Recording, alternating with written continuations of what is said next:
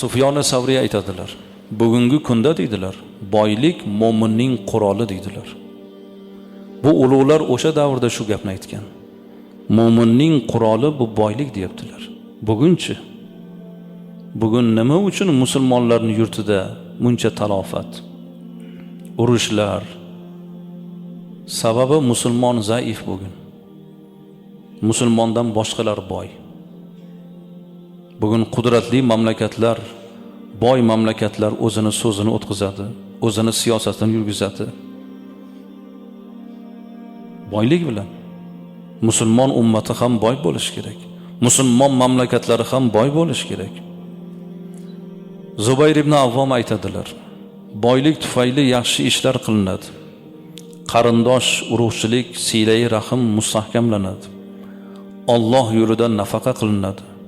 Shuningdek unda dunyoning sharafi va lazzati bor deb boylikka bu zot shunaqa baho beryaptilar. Pulingiz bo'lsa qarindoshlaringiz ham sizni yaxshi ko'radi. O'rtoqlaringiz ham yaxshi ko'radi. Hamma sizni yaxshi ko'radi.